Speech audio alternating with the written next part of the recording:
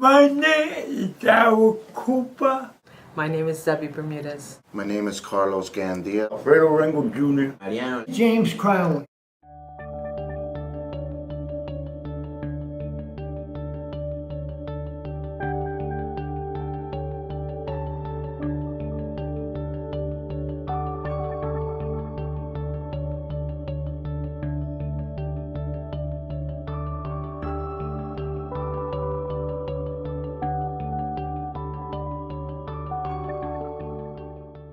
When I was homeless, it was a struggle. At the beginning, it was a real struggle because I didn't know the ins and out about the streets, you know, and the shelter system, you know, that the social programs for the homeless. Right. So I had no knowledge of how that system worked, you know. You could be homeless just because your house went on fire, or you could be homeless because of drug addiction, or you could be homeless because you just came out of jail, or you could be homeless from mental illness. You know, mental illness. A lot of things feed under that label, homeless.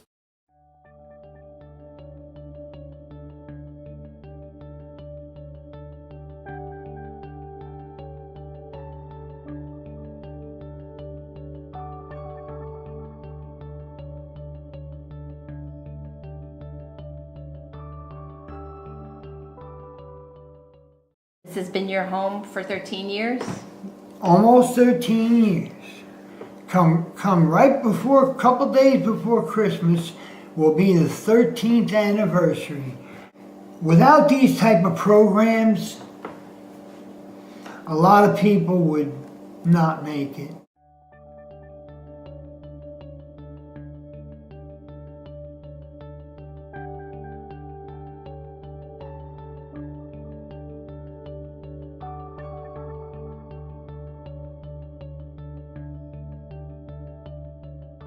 I asked God, and I was tired, with tears in my eyes. I just woke up. My life did change a lot. I guess when you all saw this picture, nobody opened the doors for me. But they used to come there. They used to go there and look out for me. And I always say, when are you gonna stop? When you gonna do this and when you gonna do that? I said, I don't know.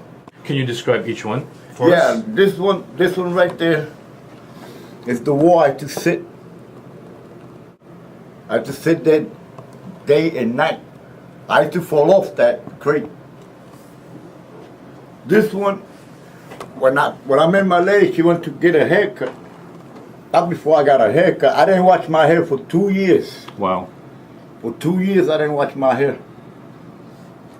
And this one was after I got the haircut. How do you feel about yourself now? Oh man, I feel great. It's a blessing. I didn't know life could be like this. I really forgot.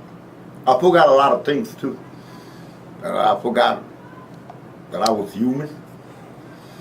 People, you got people out there that used to remind me that I was human.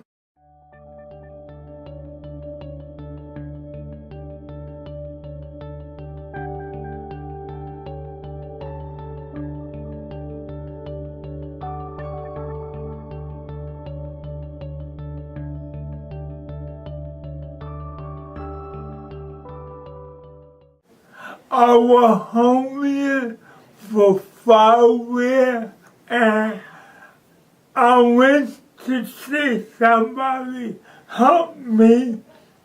I went to one person, they didn't want to help me.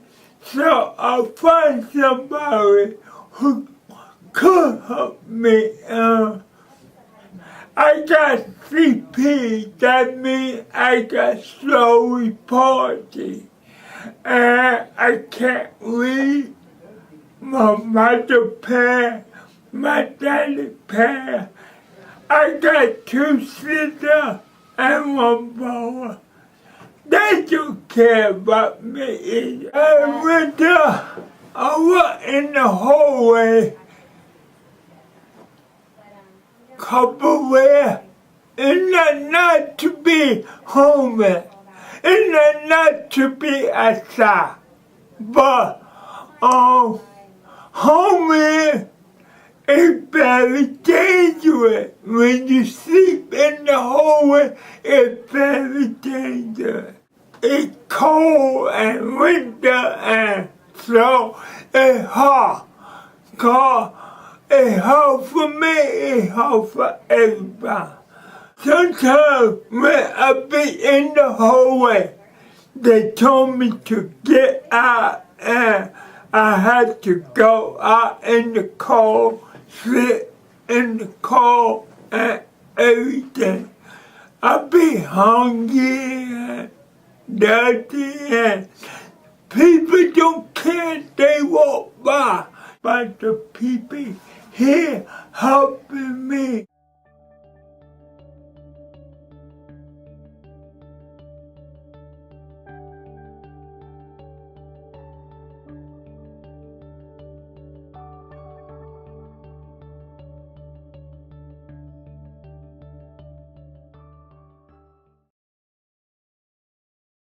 I was in a real deep depression. I felt very lonely. I didn't know who to turn to because I never knew about the shelters until 2.5 years in being homeless. I found out about the shelter. I went into the shelter. I knew Tom. I didn't know he was running the shelter, and he took me in right away. What is it like now being on your own and having your own apartment? It feels great. It's a big change because I never had a place of my own. And a lot of people tell me that I'm a good father, I'm a responsible person, so that's another thing that helps me be more responsible now, having my own place and waking up and saying, oh, this is mine. And it makes me feel so great. I have a big part in my daughter's lives, and I get to go to church with them. I get to go to the park with them. I get to go to movies with them, things that I never done.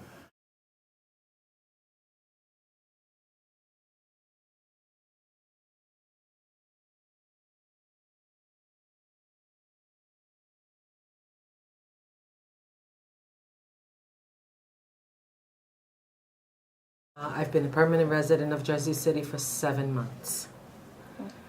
I came to Jersey City in April of 2013 with the understanding that I was moving out here to find employment. My homelessness started in 2011, in February.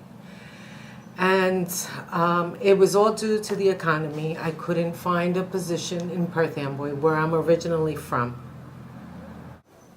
Several things occurred, and unfortunately I was unable to keep up. I wasn't given an opportunity. I searched and searched for employment, but wasn't given an opportunity to do what I had been trained for. I made some phone calls, I checked around, and I found another opportunity to start again in another room. Now this is the 4th episode of homelessness. And these were with, people that I knew. Unfortunately, that didn't make a difference.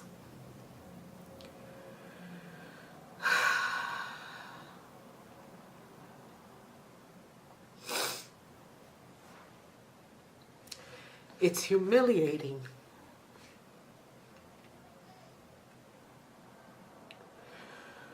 Not to ask for help. It's humiliating having to go through the things, not have your own home.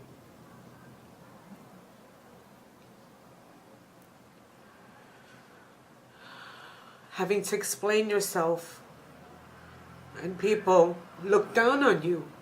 I'm a single woman. My children are grown. What happens when you don't have someone that you can depend on? I believe that these programs are so important for so many people in this day and age. There's so much loss, there's so much tragedy that goes on in the everyday lives of people just as myself.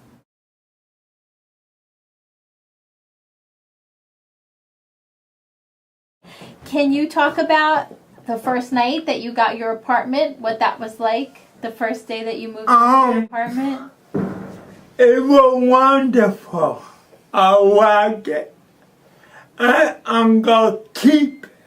What a blessing. I have an apartment, has a one room, one bedroom apartment. But hey, I have a kitchen. Yes. I'm not a magician as far as the kitchen goes, you know. And I just go to the store, buy the things, you know, go into the house, put the things, refrigerator, prepare a meal for myself. I would sit on my on the table, you know, sit on the table and eat, you know, or watch the TV or whatever, you know, or read my books, do some research and by myself. That was really, those are things that I never thought I'd be able to do.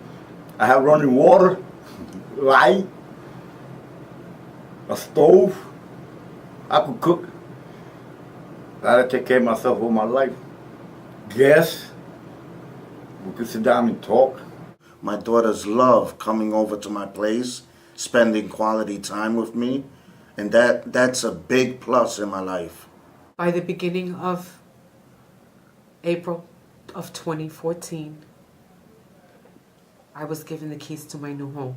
And today, you know what? I could smile and say I have a home where I can have my children and my grandchildren home with me now for the holidays.